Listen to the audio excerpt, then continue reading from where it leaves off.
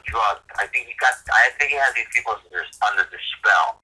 There's under this kind of enchantment, this kind of hypnotic thing he's put him in. And yeah, drugs is definitely a part of that as well. So what he did, when I said that, he said, great, we're going to make it seem like an LSD trip. And that's what he tried to do. Because of what we have, I'm telling you, I keep going back to that fucking guy should have been fired right there. Because that fucked us. That fucked us. It fucked us because Paul did some really good work, and that beat scene is just incredible. Everyone was just right on. And the sound is what hurt us. But I'm thinking, maybe we could find some way to throw that violin in there, but the violin's not on the beginning. Just throw some music, that same music, but just mute that whole scene. Just mute it. And then put the violin up, or keep the music, have Paul ADR the line, but when he says who wants to be sanctified and legitimized, when we go to the baptisms, the being baptized, it's not bad. It's not bad. It's better than the first part. It's better than the first part. Correct. You have to hear that ocean water. Correct. I just feel that and you know, obviously it's the second time I've seen it. I just feel that the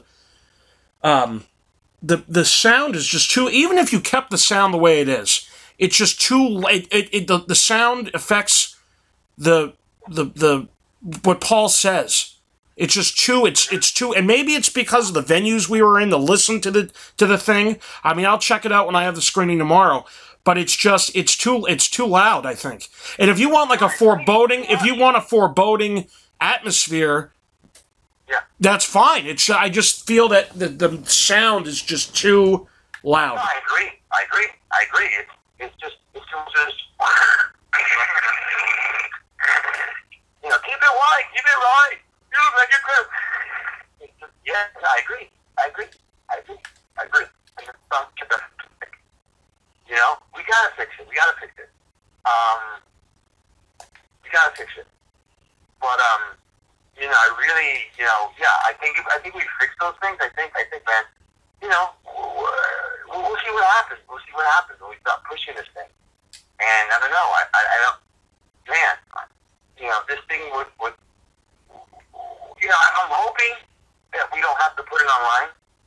I'm hoping we don't have to go that route. I'm hoping that, but it's not such a dirty word if we have to put it online, because so many things are getting picked up now like that. And I know that this thing will fly. I mean, there's no doubt in my mind. You know, it's strong. It's dynamic. It's engaging. Yeah. So we just have to do our part and make this thing. You know, we gotta take the amateur out of it. And when you got problems like that with sound, those are amateur things. Because the big boys don't have a problem with getting a fucking boom mic, you know, at a beach, and we have to. That's why we have to clear it up. You know, the big boys don't have a character who wears a mask, and you can't really hear them because it sounds muffled. You know, that's not. We gotta rectify those problems if we're gonna be taken totally seriously, and we can do it. We can do it. You know. Yeah. You know. And that's basically it, man. That's basically it. You know?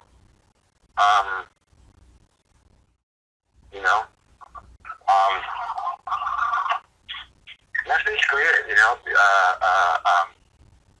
I'm trying to convince myself right now to follow, like, certain people's advice and not talk about something that they told me not to talk to you about. But I had a couple of years, and I feel I feel like I need to talk to you about it. No? You saying you're trying to take whose advice? I'm trying to take some people's advice that told me don't talk to you about this stuff anymore. And I'm talking about placebo heart. You know?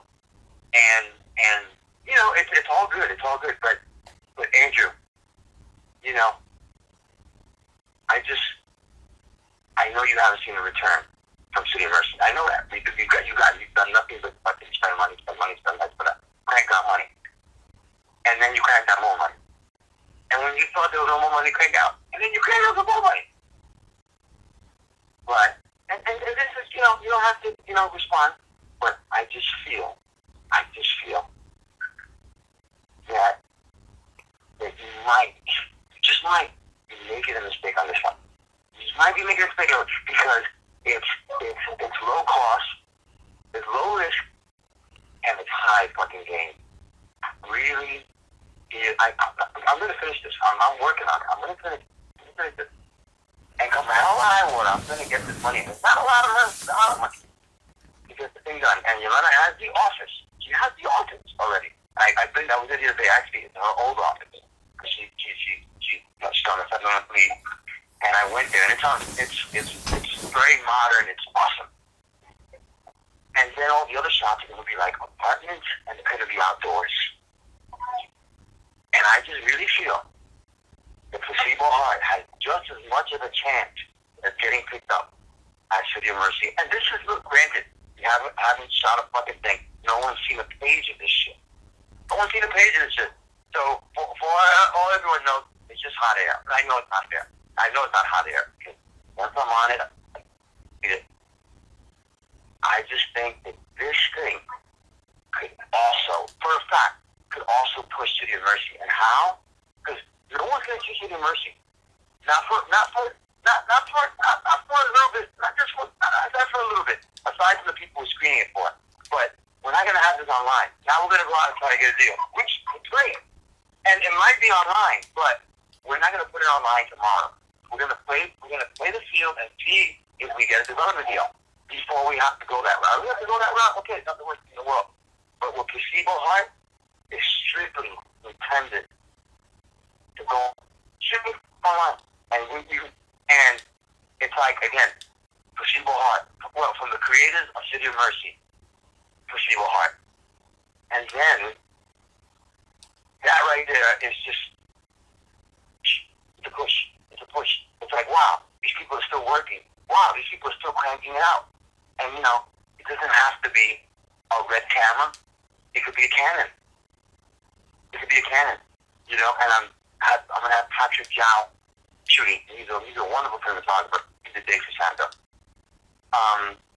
And I don't know, it's just something that I want you to just reconsider. Or maybe I don't know, and I don't know where he's at. I don't know where Kenny. I don't know where Udge is at with anything. But maybe I don't know. Maybe Kenny Udge wants to get involved in it. But I know for a fact it's going to be beautifully shot. And it doesn't have to be these Fellinian images that we've done with City of Mercy. City of Mercy is City of Mercy. It stands alone. But we don't have to push the cinematography. It's going to be wonderful cinematography, but we don't have to push the envelope with cinematography. Cinematography is going to be beautiful, but New York is going to be our third character, like New York always is. You have two characters in the story, and if you're doing in New York, it's a third character. So things like The Office, things like the Office that we're going to shoot this in, some of the scenes, and then the outdoors, the streets of Manhattan, the streets of Brooklyn, and apartments. It's kind of a character-driven story. Character-driven story. I don't know. I almost feel as if this is also a great vehicle and a great boost for the market. And I don't know. I just feel it's a golden opportunity. And this is not me hustling. It kind of is, but it kind of ain't. I'm telling you, I'm gonna. And I spoke to Cooley. Of course, Cooley's the one that started it. And it was Cooley talked to Yelena. He said, I want Roger to consider doing a web series. Say that last part again. You're breaking up. You hear me? Barely. You hear me? Yeah, now I can. Better? Yeah, I'm in my living room now. It was Cooley that called Yelena, and she said, I have an idea for a series. He said, I would love for Rodney to write it. And she's like, what do you got in mind? And he said, I want something. He said, I want something about sexuality, and I want something about mental illness. And then Yelena, she said, oh, cool, he called me. He said he wants to do a series about. I'm like, oh, good for him. He should start writing. And he says, no, he wants you to write it. And I'm like, yeah, of course he does. And then Cooley and I spoke. And we started talking. And then the next day, it just started all coming to me. And I spoke to Daniel Mazzano about it. Actually, I have him already doing some research on this one character called Arthur Russell. Interesting guy. It's a documentary. He died of AIDS. And he was a DJ. And he was from Cleveland, Ohio. And it's just really interesting stuff. The name, I forgot the name of the documentary, but look up Arthur Russell. It's a really fascinating human being. A very dark, kind of sad story. He kind of took the underground, he took the underground music world by storm. And his music is beautiful, and it's very dark. And I'm kind of modeling this character. I'm kind of modeling the Daniel character after him, where it's not going to be verbatim. It's not biographical. But sort of, I want to make him like this DJ. This DJ who was a big DJ like in the late 80s and 90s, and and he's the ghost. Oh, he's the guy that he's either a ghost or he's these crazy psychological images that the Norman Cooley character is it because he's crazy or because it's a real? So we're going to be playing that the entire all the episodes. I'm going to keep the audience right on the edge of their seat. But we talked about it the night of the screening, the last screening. Daniel's like, he's all about it, man. And I know we're gonna have a strong cast. And again, man, I just feel that this is, and not only am I excited about it because it stands by itself, but I'm excited about it because I'm also looking at it as a vehicle to push City of Mercy. Because everybody online and social media is like, we hear about the City of Mercy, but where is it playing? But now, here we come with Placebo Heart. And then, bam, the creators of City of Mercy come Placebo Heart. And I'm not looking at this as a gay series. I don't look at it as a gay series at all. I look about a series about a man who's living this facade and a lie. And he's living in this dark secrecy and deception and the mental illness and all the characters around him. Not everybody's getting the story. There's three gay guys: the ghost, the Norman character, and his boss. And then it's gonna be all these cameo appearances. I don't want a City of Mercy love fest in this film. We got all the characters back, but we're going to have cameo appearances. So we're going to have, let's say, there's going to be a cop, and he's just, maybe he's like this cop who busts Norman Cooley character trying to solicit sex with somebody. And that'll be like a cameo appearance of my cameo appearance. And then there'll be somebody else, like Savanta, will be like the guy that is makes a pass at Norman Cooley's wife. And she's kind of bigging him. So it'll be all these wonderful little performances. They'll come in as cameo. It's gonna be again very character driven, and the story's gonna be told through dialogue, through absolute dialogue, and it's gonna be heavy-handed. And it looks like City of Mercy is gonna pull no punches. And it's gonna be, of course, a very New York story. And again, if you're interested, you should really watch Tony Kushner's Angels in America. Emma Thompson, Jeffrey Wright, who plays 3 different characters. Thompson, Al Pacino, who won an Emmy for it. Incredible. Parker Posey's in it. It was a play that was written in '89 during the AIDS epidemic, and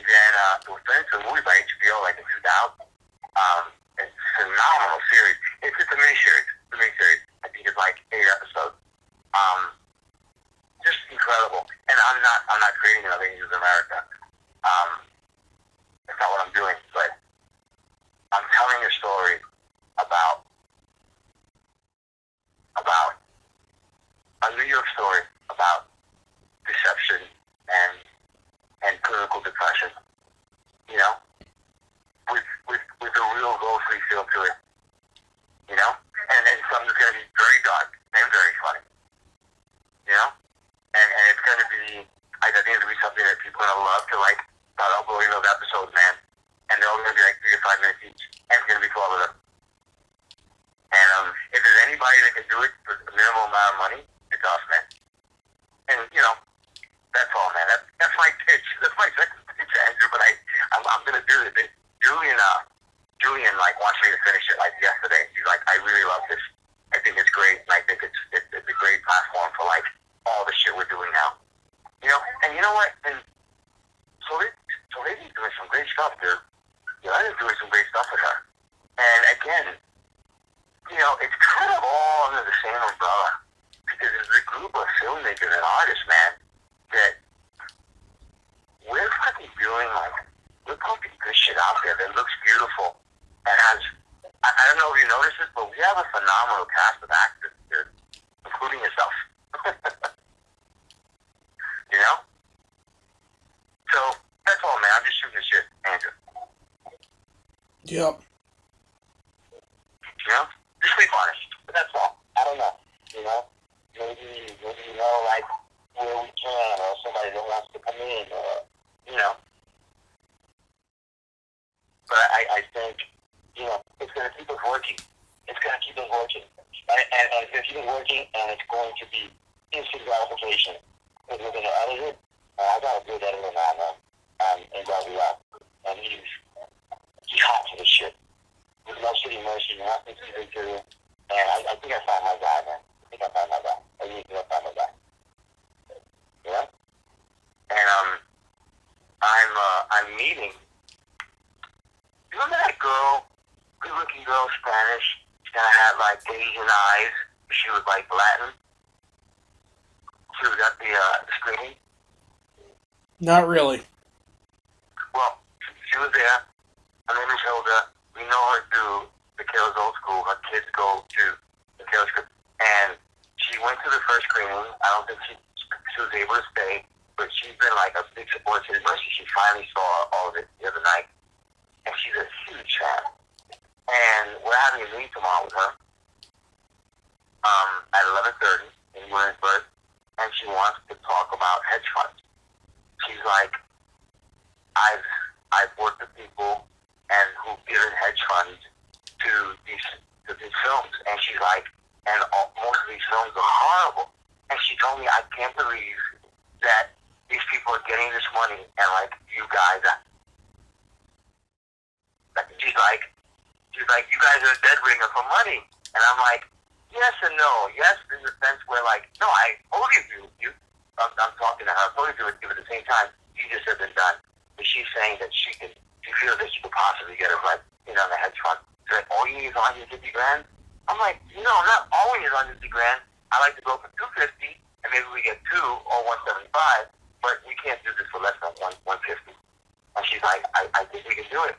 So we're going to have a meeting tomorrow, me, Yelena, Malcolm, and her, and we'll sit down at the coffee shop, and we're going to start putting a plan together, and then,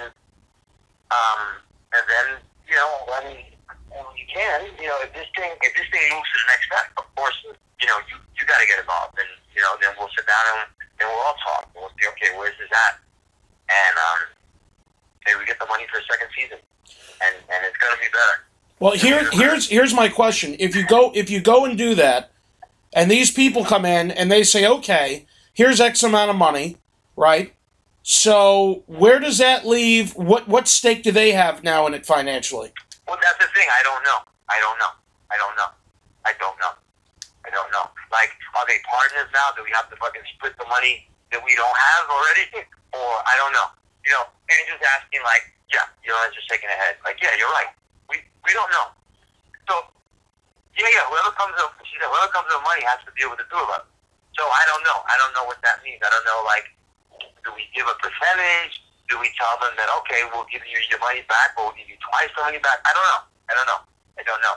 But when you talk about hedge funds, and for me, I think, I know this much, I think when you're talking about hedge funds, 150 grand, 200 grand is nothing. Like, it's like pennies.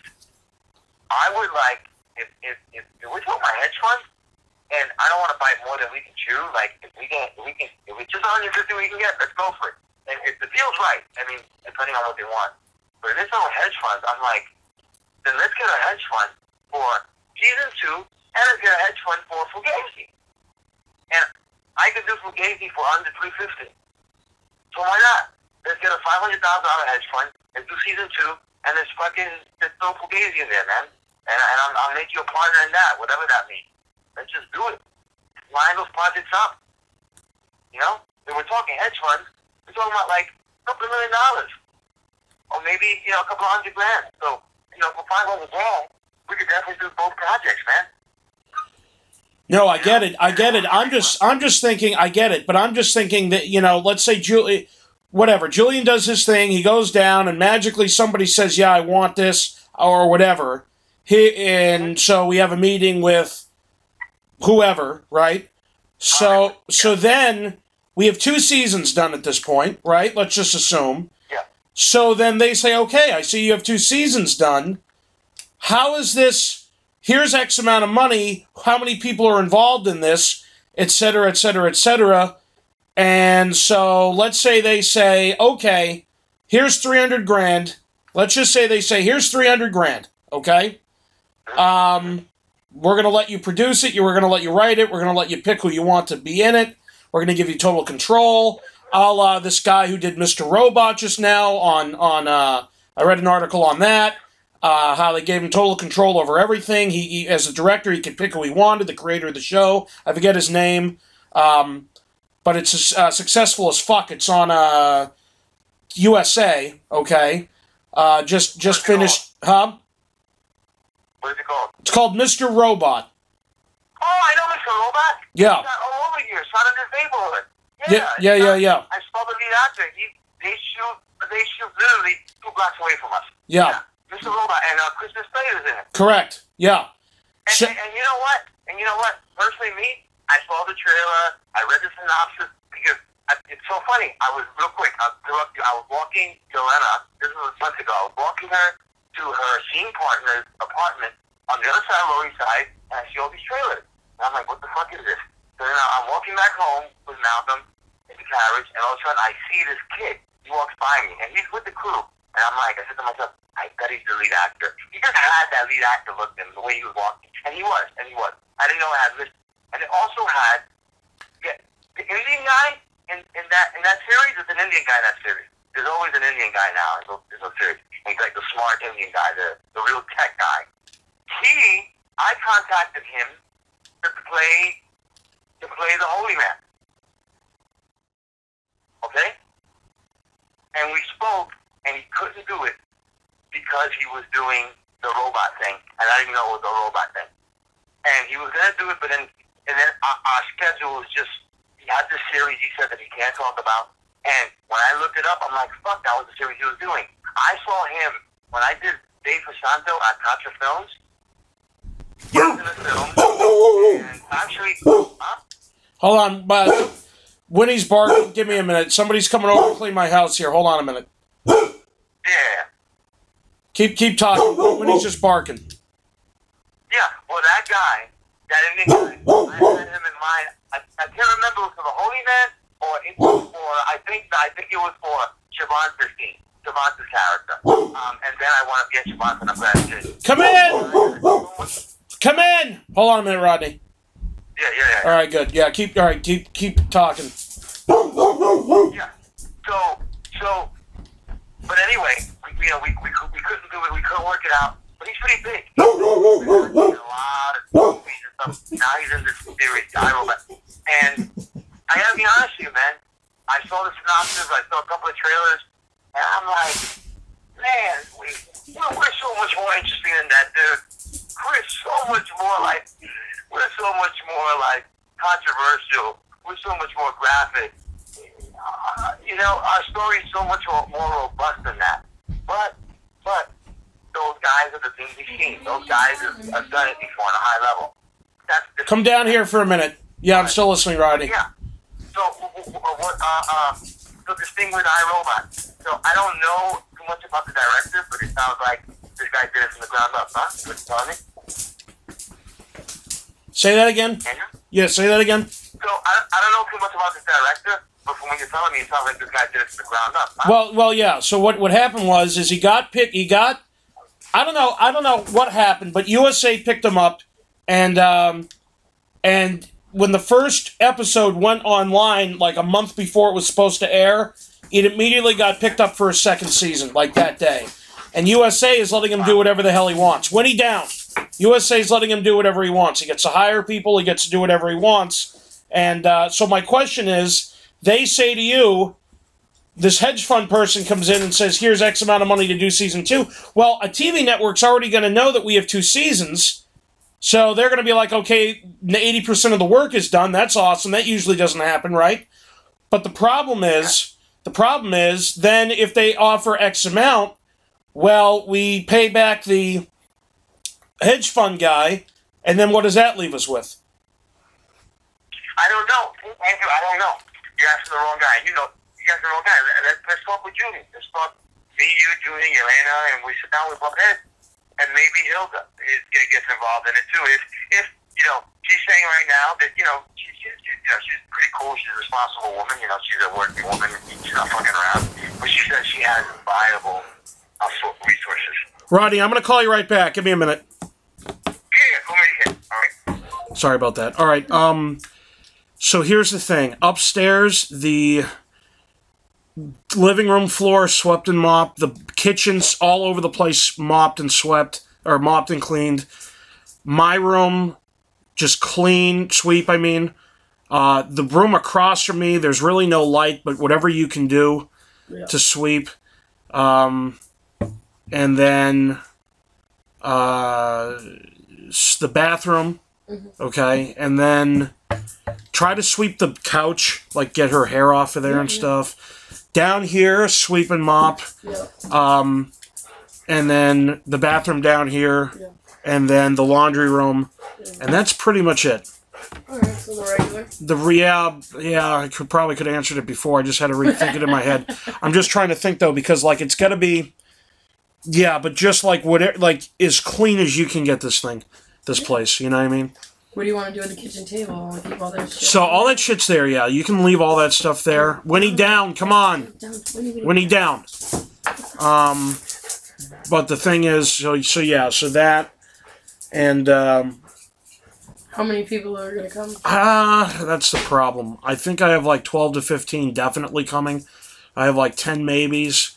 But you know what's going to end up happening. Either nobody shows, which I highly doubt, or too many. And too many, and I'm like, fuck, and I don't know what I'm going to do because there's no room up there where the TV is, you know what I mean? Yeah. So I'll figure it out. I'm just going to have to move the coffee table, get the chairs over there, get the chairs from down here up there. People could figure it out, you know what I mean? Like, so, but yeah, I was thinking of having it down here and putting it up there and putting chairs down here. But then, I don't think there's enough room.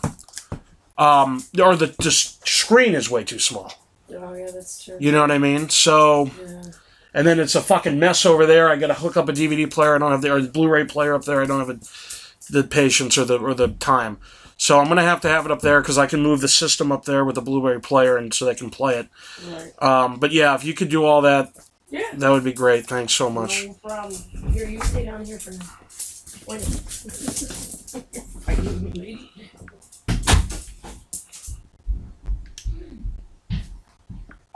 All right, guys, as you can tell, I'm chatting with the director of City of Mercy. We're trying to figure out, we might have some investors investing in the show. It's what we're talking about right now. Just to give you a quick game recap, the Red Sox won today in real life. 4-3. They took 2 of 3 from the Blue Jays. Jackie Bradley Jr. had a go-ahead sac fly. Mookie Betts in my game, 57-game hitting streak. He has broken the record set by Joe DiMaggio way back in the day. So that's pretty cool. Rich Hill is running out of energy, as you can see right now. It's 2-2, if I'm paying attention at all. It's 2-2 right now.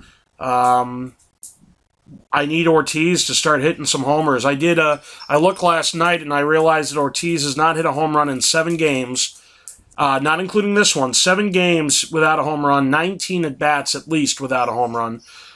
He has 14 games left after this one, including this one. There's 14 left, and he needs to hit 2 home runs. What is it? 2-2 in the bottom of the 5th. Rich Hill is pitching without any energy, so hopefully I can get through as many innings as I can. Hopefully he doesn't implode. The max he can go right now is 7 innings, so we'll see what happens. But he is definitely running out of energy. His curveball's not hitting, so I'm in some trouble here. And Bautista's on deck, which isn't good. So that's a ground ball. That's big. Is that 1 out or 2 outs now? Let's see.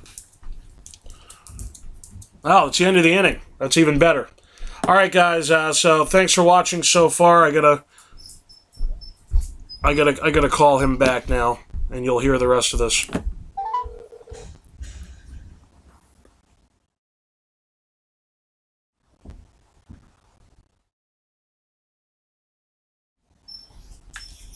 When he quiet.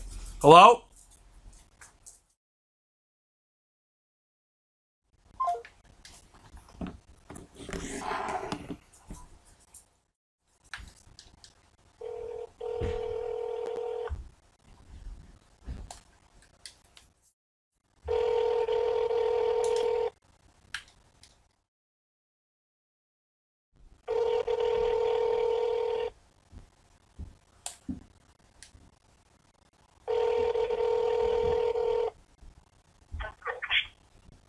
Hello? Hey, is this Rodney? Elena? Yeah, she was just cooking. He asked me to pick up the phone for a second. All right. Hold on. If he's just washing his hands, he's gonna pick it up. Hold on 1 second. Andrew, I'm probably gonna get to the washroom because my phone's dying, but I'll just call you from your phone. All right. Talk to me now. No, so that's, what was the last thing we talked? Oh, yeah, so the long and short of it is, when you have you're saying you're having the meeting tomorrow? Yeah, I mean, no, and it's a meeting tomorrow just to figure out who, what, how much, like who do you know, so we're just gonna, feel it out, But this someone we've known for almost 3 years. She's totally cool, but she just caught a real interest in City Emergency. She's like, I can get money for you guys. Well, who's this one? Is this the one that was talking about during the question and answer session started saying, "Oh my God, I love it! All these 6 episodes." Oh, that one, or was that somebody different? That's Holly. That's what about. All right. This chick is huh? Keep going. Huh? I thought she was the one that had the. I thought she was the one talking about hedge funds. She's a very pretty woman, Latin, just like Asian, kind of like eyes. I don't know how to describe her. She's actually, you can look at her. You could go to my friends or something, or look up her Dieta on her Facebook.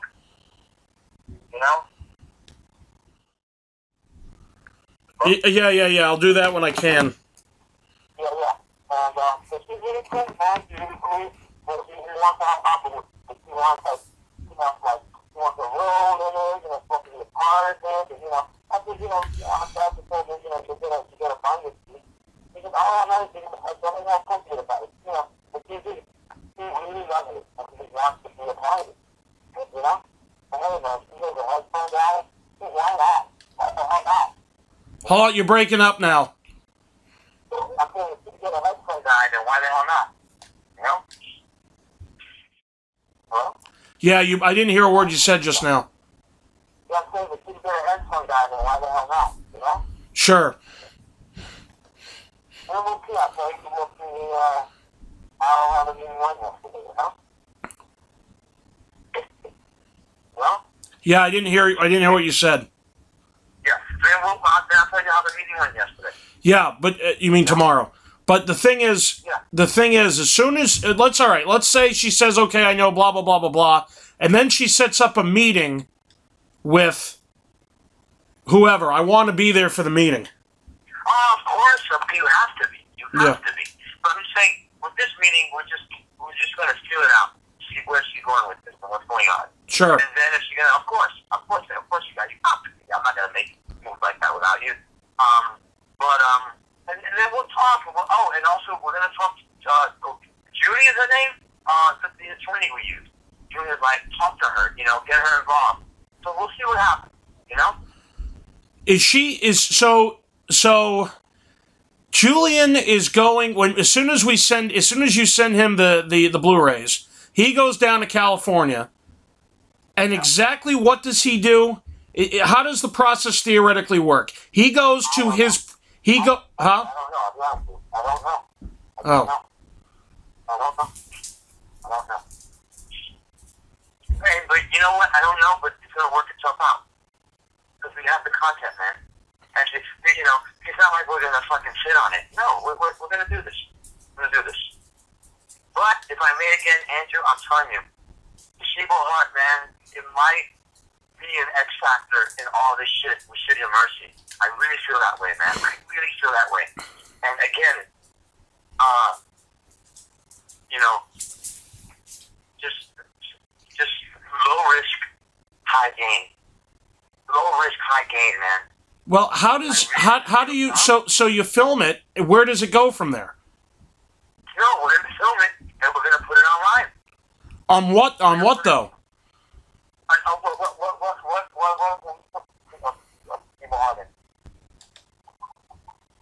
Vimeo. So do people buy it? I don't get it. It'll be like Vimeo, it'll be like placeboheart.com, and we're gonna push this thing and make this thing go viral. And then people will be able to download episodes. So instead of getting a PR firm to the merge, you remember like Julie was saying too, PR firms cost so much money. I don't know if you remember this. You remember Lindsay Grubman? She 8 years ago, she got in a car and she run over a bunch of people in Hampton. No, I have no idea who that is. Yeah, that was a big story. We got her to do our PR, and for one night, she got us in the New York Times, New York Post, and all that shit. For one night, it was $5,000, and that was cheap. So instead of wasting money, we're not wasting money. We don't have money for a PR firm to do our PR. But with something like Placebo Heart and putting it online and through Instagram and Facebook, we'll have people, because we already have a big fan base, we'll have people downloading those episodes and be able to see them 1 through 12. You know? I get it, but I guess my question is, so they go online and they download it for free? Is that the thing? Yeah, they download it for free. And it's just like from the makers of City of Mercy, Placebo Heart. And we'll just have these 3 to 5 minute episodes. And they'll all end on a cliffhanger. And it'll be right now, it looks like we're gonna go underground for the winter. And we're not gonna pop up to fucking April. No. We'll keep on working. It's wow, these guys are fucking cranking it out. And it's us keeping on social media presence, man. With great content. And easy content. Easy content for people to download and watch. You know? I get it, but I guess from a business standpoint, I don't understand. So you put it up there, it's free, people download it, they talk about it. Let's assume everybody and their mother loves it. But where's the transition? The transition is it's online. It can get picked up. And it'll only bring more attraction to the I couldn't hear what you said. It'll be online. So it can get picked up. It can get picked up like any other great series. We'll have something viable that's out there. Something that's tangible that you can touch. Right now, you can't touch City Mercy because no one can see it anywhere because we're trying to figure out what we're going to do with it, how we're going to try to get a deal. So, all right. So you put up from the makers of City, or for the people that brought you City of Mercy, but all these people who have never heard of City of Mercy, they've never heard of it. So then they go and let's say they Google City of Mercy, right? Well, there's nothing to see because all it is, it's on IMDb. Do you know what I mean? Huh? Yeah, I know that, but so then, all right. You know, and again, maybe I just, because I don't know. I think his phone died.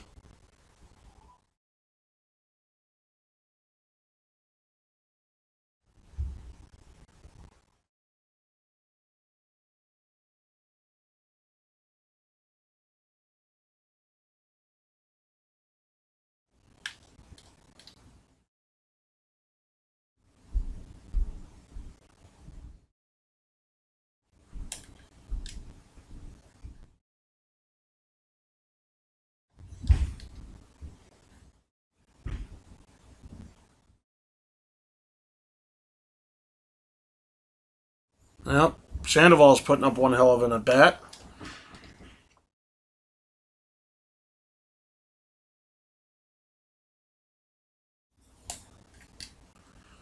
Ugh. He might as well have struck out.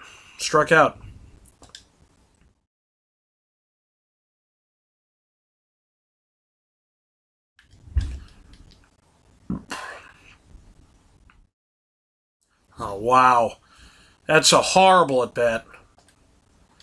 That's a great at-bat. That's a good at-bat, Rusney Castillo. Thank you very much. 3-2 lead. Great job. Hell of a job. All right. We have the lead.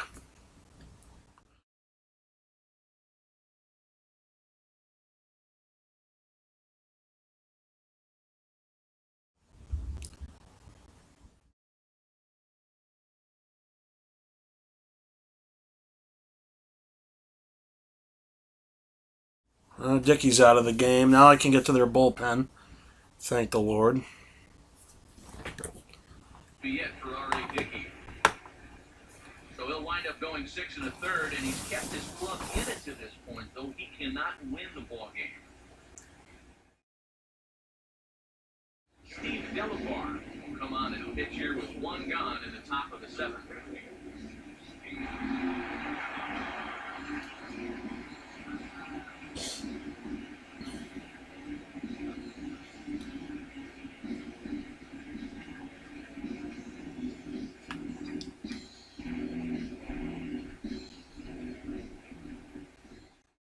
Standing in now, Sandy Leon.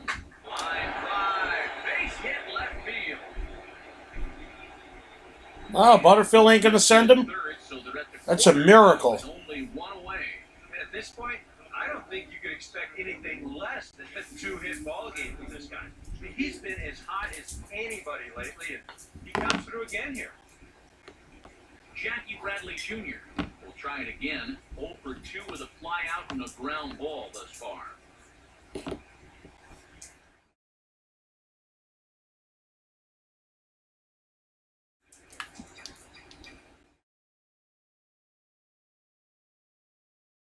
First pitch coming. Swing and a liner, but foul.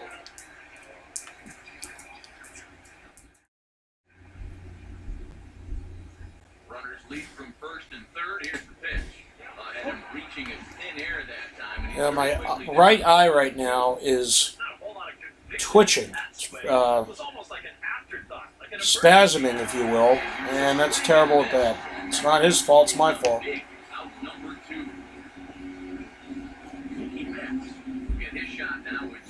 I need Betts to come through here as best he can. With my eyesight terrible spaces here. That's not good.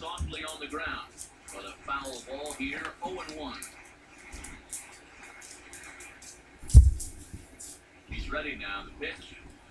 Swinging a broken bat. Oh, that could be. He could be safe. No.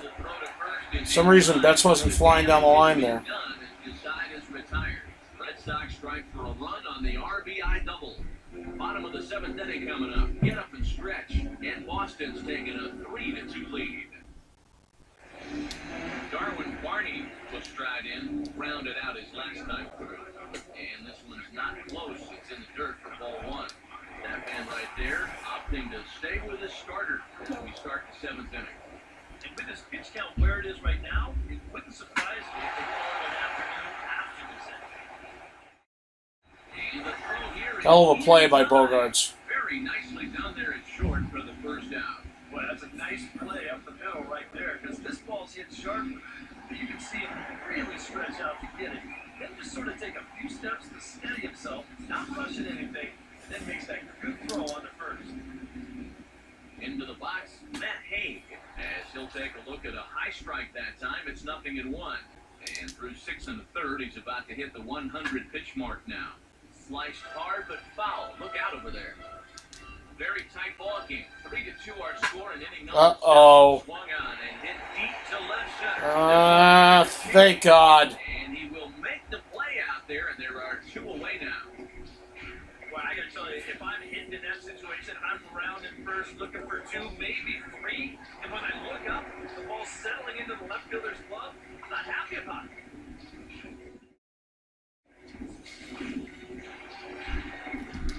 Here's Ben Revere. Now a swing and a softly hit. All right, great job, Rich Hill. What a performance. Matters here in the 7th. 1, 2, 3 go the Blue Jays. They're down 3-2.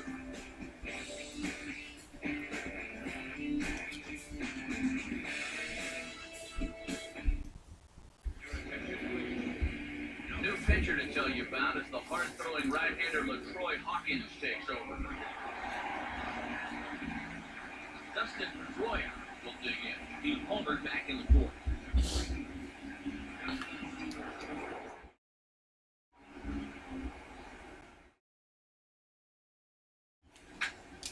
Swung right over the top of that one as this is a little dribbler out in front of the mound. Throw on the first in time, so the leadoff man is set down to open up inning number 8. Well, that's pretty nice. You come into a ball game, you throw 1 slider, and you get yourself an out. Now that'll help you settle right into the game. Xander Bogaerts will get another crack. 1 for 3 thus far. Action in the bullpen now as a right-hander begins to throw out there.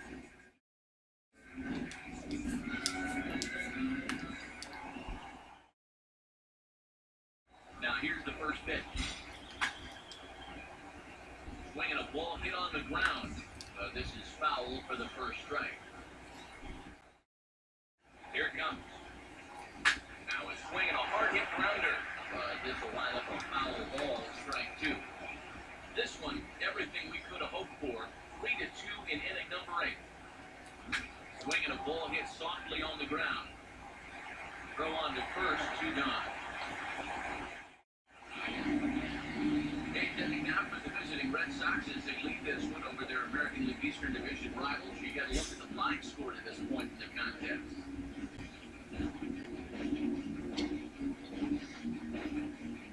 David Ortiz will stand in, and they've been able to hold him in. So Ortiz is at 22 at-bats now without a home run. At least 22 at-bats without a home run, minimally.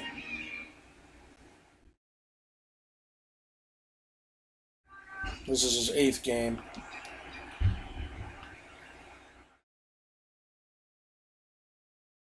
Now the first pitch.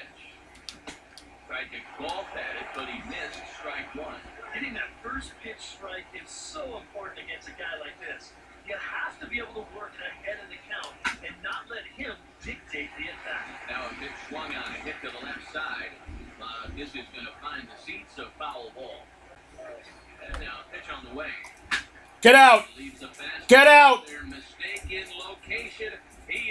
Yeah, wow, off the facade of the upper deck. $4.99.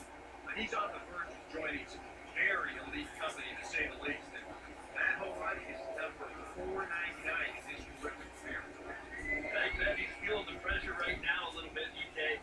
You know, when you're this close to entering something as exclusive as the 500 home run club, it gets harder and harder to pretend like it's just another home run every time you hit one.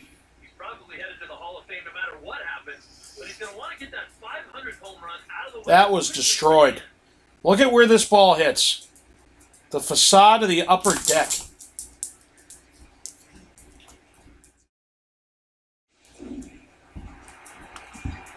Now he's only 2 homers behind himself in real life. And now, Travis Shaw swinging a bouncer out in front.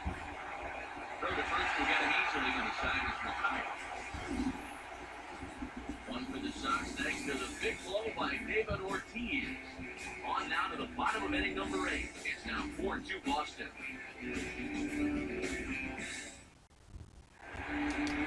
Donaldson will stand in. 2 hits in 2 trips thus far. Noah Ramirez is on out of the bullpen now, so he'll take over to start the bottom of the 8th. Number 66.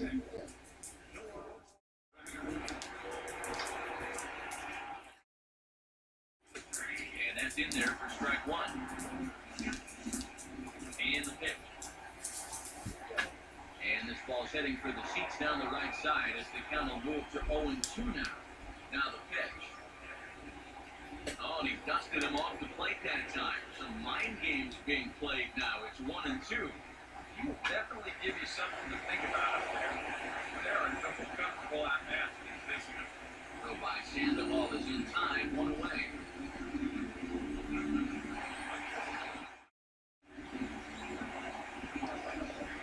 Troy Tulowitzki will step in, a ground-out victim his last night. Curveball taken outside to begin the at-bat, ball 1.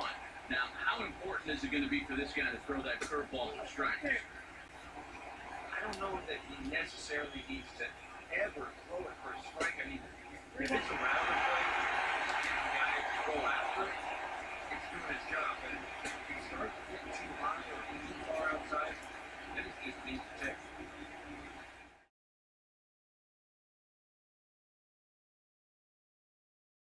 Here he comes on 3-1. And he gets a piece here as this ball's fouled away. 3-2 pitch. Swinging a liner towards second. What a play by Pedroia. He makes the catch. Well done. Well, I'll tell you what, watching this guy play, this is pretty routine. Times it perfectly. Goes up and hits it right at the apex. That's a full blower of work right there.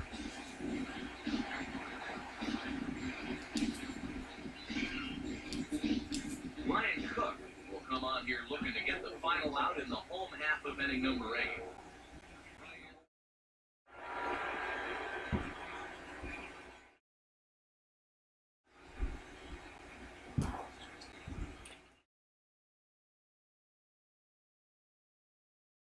Here comes the right fielder, Jose Bautista. And the fastball is swung on and missed. Good location down at the knees for strike 1. You have to say they've really had a good game plan for attacking the 3, 4, 5 hitters all game long. Yeah, and I think the only thing that's better than a game plan has been the execution of that game plan. You're exactly right. They've held this lineup at bay. Just got a piece of it as it's fouled back. 2 runs, 4 hits, 1 error thus far for Toronto. And a slider swung on and missed, and the side is retired. Blue Jays go down in order. They trail it here 4-2.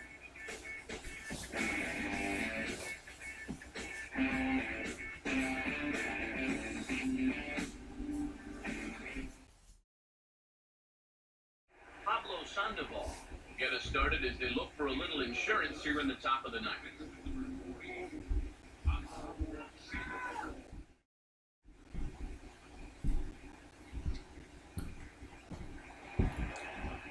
For some reason, they have Robbie Ross now closing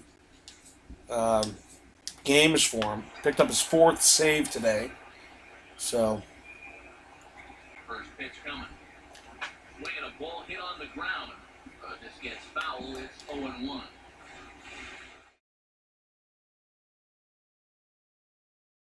Now here it comes. Hit hard on the ground is short. Throw on to first for the out, and that is how the 9th inning gets underway. Rusney Castillo will dig in. He double home run last time around.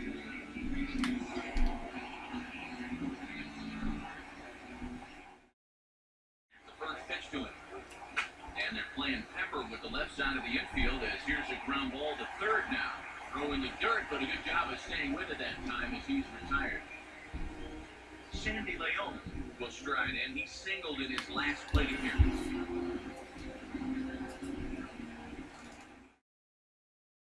First pitch to him. Oh, hit sharply as this is pulled into right. Bautista is there, and it's a very quick inning as the side is retired. Takes just 4 pitches to retire the Red Sox, but they still lead this one 4-2.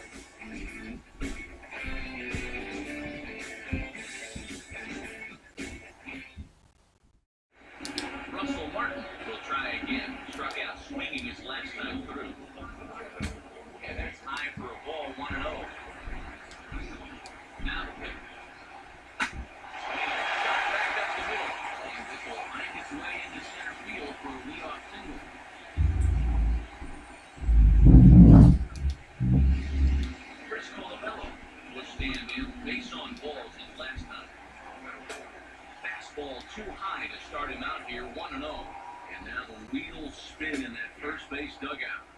Oh, that man right there has got to be sweating bullets. Hard to say I blame him at all.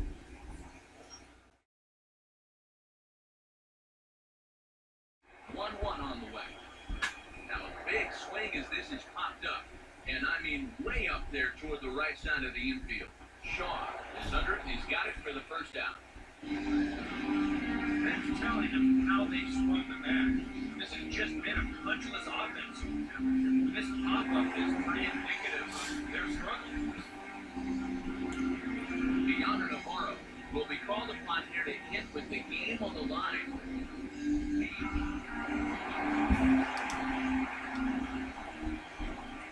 Here's a ground ball to first. One there. On the first, and he rolls another. That's not what I wanted to happen, only because I needed Ross to get the save. I think this guy got pressed. But it is what it is. But he gets the job done and he goes out to earn himself a 4-out save.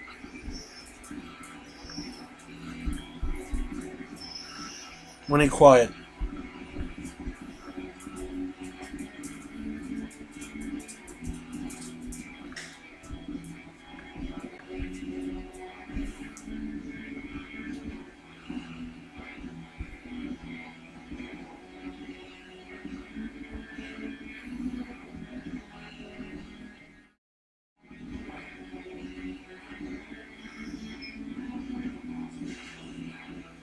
Before we take our leave, time for a look at our final line score here in what turned out to be a close 2-run victory.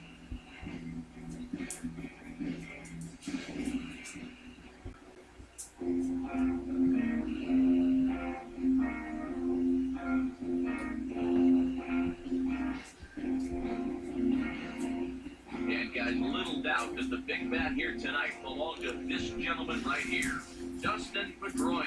Take a snapshot of that. He's our top player of the game. I think, all things considered, this was really a team victory. But out of everybody, I agree, he made the biggest impact.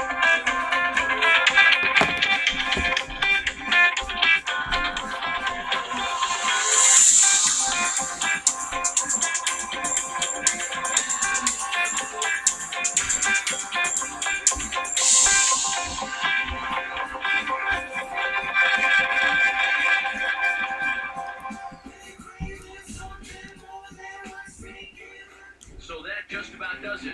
For EK, Psycho, and the crew, I'm Matt Vasgersian. You've been watching MLB The Show. For more, get those smartphones and tablets out and head over to theshownation.com. The Red Sox win it 4-2. So long from Toronto. Alright guys, thanks for watching. Appreciate it. Like, subscribe, comment, share the videos. You know the drill. Remember, Wednesday, we have Fantasy Football Week number 3 with McLovin, so stay tuned.